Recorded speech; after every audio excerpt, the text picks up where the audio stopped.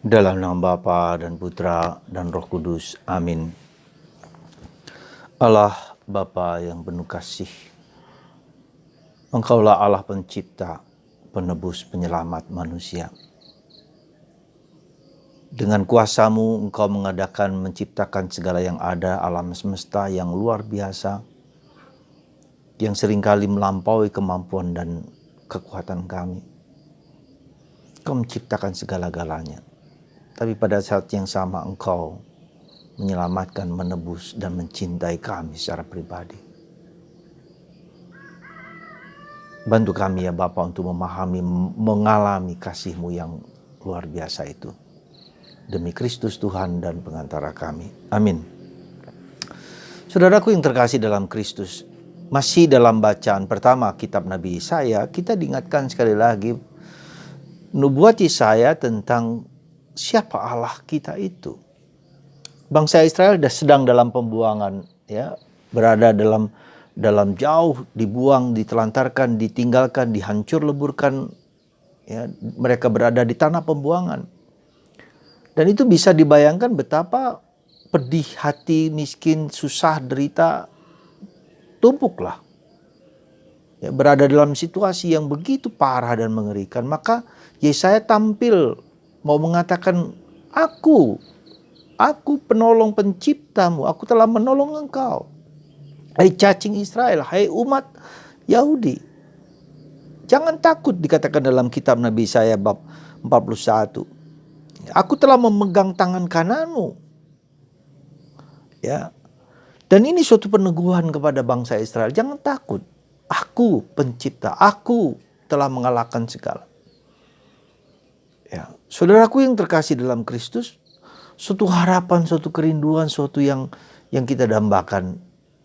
Dan harapan itu terpenuhi secara konkret, secara total, secara penuh dalam diri Yesus.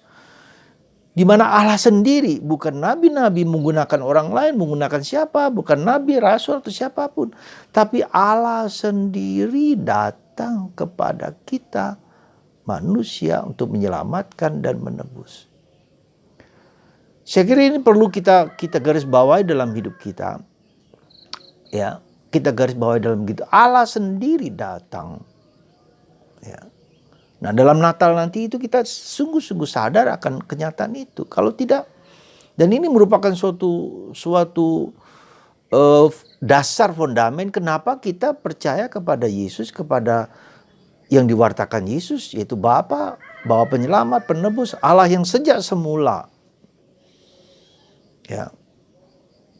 Dan Yesus sudah melakukan itu dan sudah menunjukkan itu dengan melakukan tindakan-tindakan yang perbuatan-perbuatan dan ajaran-ajaran yang sungguh luar biasa yang menunjukkan kemahakuasaan, kekuatan Allah. Ya. Itu saudaraku yang terkasih dalam Kristus. Nah, maka apa yang perlu kita siapkan ketika dalam masa Advent ini, masa Covid ini, masa pandemi ini. Ya, saudaraku terkasih dalam Kristus, saya mengatakan kita harus memasuki masa misteri Paskah. Sekali lagi, menjadi inti, menjadi pegangan, menjadi tolok ukur yang ku kehendaki adalah mengenal Kristus dan kuasa kebangkitan dalam kesatuan dengan penderitaan dan kematian, supaya aku merasakan, mengalami sukacita Allah. Jadi peristiwa Paskah itu Paulus dengan sangat tajam dan berulang-ulang mengatakan kita harus masuk dalam misteri Paskah.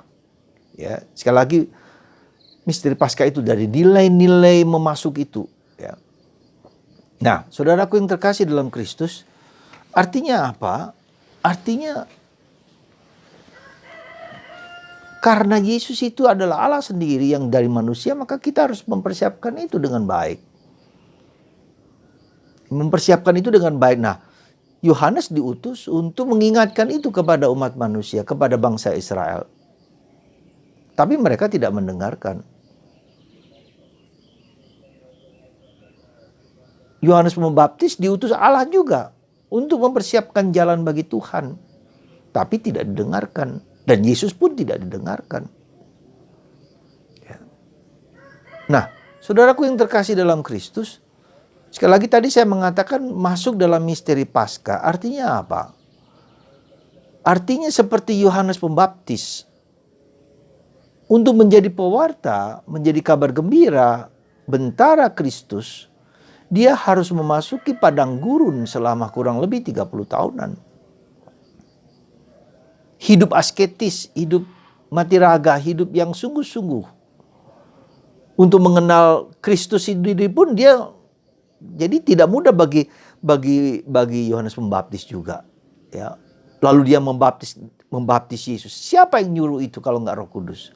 Kalau nggak pengalaman batinnya, pengalaman imannya ketika dia, siapa Yesus? Apa yang menjadi tugas perutusan? Membaptis Yesus. Sekali lagi, membaptis Yesus. Bukan Yesus dosa, bukan baptisan Yesus, baptisan orang berdosa seperti baptisan pertobatan, bukan. Karena Yesus dibaptis untuk menjadi setara dengan manusia, serupa dengan manusia. Allah menjadi manusia sungguh-sungguh sama seperti kita. Bukan karena dosa seperti kita, tapi karena dia ingin menyerupai kita. Nah, jadi saudaraku yang terkasih dalam Kristus, dalam baptisan Yohanes membaptis Yesus dicemplungkan ke dalam air, masukkan. Ya, itu juga tanda pertobatan, tanda masuk misteri Paskah, ya, mati terhadap dosa supaya bangkit bersama Kristus. Nah, jadi apa yang mau saya sampaikan adalah bahwa kita tadi masuk dalam misteri Paskah. Contohnya adalah Yohanes Pembaptis. Dia masuk dalam misteri Paskah. Dia 30 tahun tinggal di padang gurun, makan makanan padang gurun, makanan hutan, buah-buah hutan dan seterusnya. Jadi dalam proses pengenalan masuk itu dia juga mengalami seperti itu. Untuk mengenal Allah. Yesus juga 30 tahun kurang lebih berada di Nazaret bersama Maria, bersama Yosef.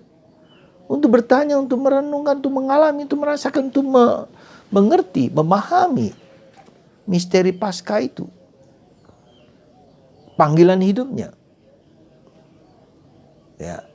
Jadi saudaraku yang terkasih dalam Kristus, memang kita mendengarkan pesan Yohanes Pembaptis untuk bertobat, kerajaan Allah sudah dekat. Bertobatlah, betul.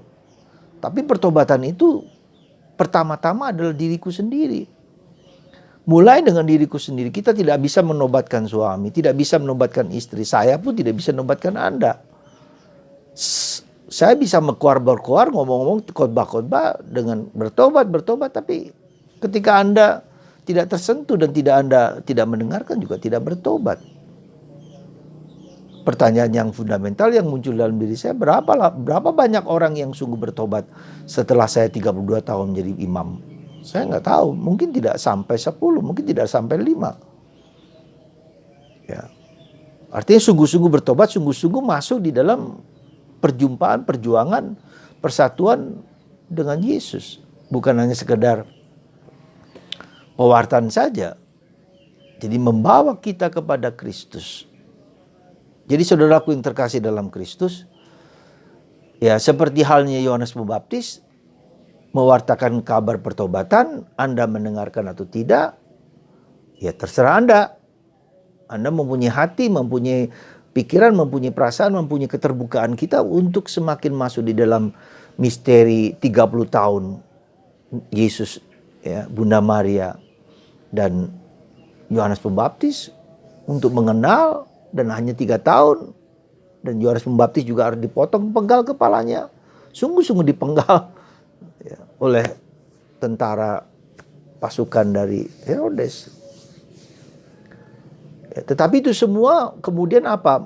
Penderitaan itu mewartakan kabar gembira, sukacita, kebangkitan yang mulia. Jadi saudaraku yang terkasih dalam Kristus, sekali lagi saya katakan, ya, kita sendiri yang harus mulai. Anda dan saya. Anda mau bertobat, Anda mau sungguh-sungguh serius, itu Anda sendiri. Dorongan Anda untuk dug in alto, masuk ke lebih dalam, itu juga Anda yang menentukan. Tapi ketika Anda mau tergerak, mau sungguh-sungguh lebih dalam, tidak cukup dengan apa yang ada ini, ya monggo, silakan.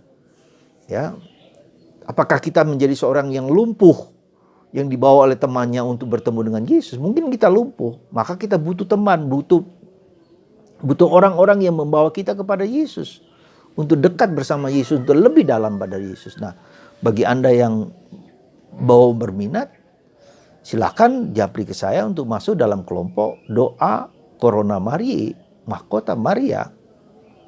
Ya, di mana saya mengajak Anda untuk bangun jam 3 pagi untuk berdoa di sana, mengikuti Yesus yang pagi-pagi buta bersama-sama Yesus. Hendaklah kamu berjaga 1 jam saja, ya, untuk mendoakan gereja, untuk mendoakan saudara-saudara kita, untuk berdoa jam 3 pagi. Ketika kita sedang semua orang tidur enak, kita mau berdoa meskipun terkantuk-kantuk, dan lalu puasa juga. Ya. Nah, satu bentuk contoh kecil saja ya. Jadi belum lama-kelamaan kita akan bertemu kontak dengan Yesus, ya, lebih dekat dengan Yesus seperti dikatakan Santa Teresa dari Avila. Meditasi, kontemplasi itu dekat, lebih dekat dengan Yesus. Dan Yesus akan membimbing dengan Roh Kudus-Nya, Anda sendiri mengalami seperti itu. Sekali lagi, mari saudaraku, apakah Anda mau menjadi seperti Yohanes Pembaptis atau hanya menjadi pendengar dan follower? Sekali lagi, hanya pendengar dan follower, bukan menjadi pencipta seperti dalam bahasa YouTuber sekarang. Begitu banyak follower, ya, seorang pengikut saja yang hanya mengikuti, ya, tidak menciptakan sesuatu, hanya pengikut, bebek. Apakah Anda sopir atau penumpang atau kernek? Tergantung Anda. Mari kita bertemu dengan sang sopir sejati, untuk kita bergaul, belajar dari dia dengan hidup seperti Yohanes Pembaptis. Belajar hidup di saat seperti ini untuk bermati raga, untuk berpuasa, untuk berpantang, untuk bisa mengatur diri kita, untuk hidup di padang gurun kehidupan yang pahit ini, tetapi dengan sungguh-sungguh untuk mengenal Yesus yang tidak mudah kita kenal. Yohanes Pembaptis mengatakan, itulah anak domba Allah yang menghapus dosa dunia, ikutlah. Maka murid-murid Yohanes ikut menjadi murid Yesus. Sekali lagi, untuk lebih dekat, untuk bergaul akrab dengan Tuhan. Anda mau? Mari bersama saya, kita mempersiapkan hati kita, mempersiapkan diri kita, mempersiapkan seluruh hidup kita, keluarga kita, supaya kita semakin dekat dengan Dia, merasakan kehadirannya. Ya, Tuhan memberkati Anda, menggerakkan hati Anda, pikiran Anda untuk masuk di dalam relasi yang dalam dengan Yesus. Terima kasih Tuhan, Engkau telah menggunakan Yohanes Pembaptis supaya kami menjadi sepertinya, bukan hanya mendengarkan, menjadi follower Yesus atau follower Yohanes Pembaptis. Tuhan berkati Anda semua dan menyembuhkan Anda, Bapa dan Putra dan Roh Kudus. Amin.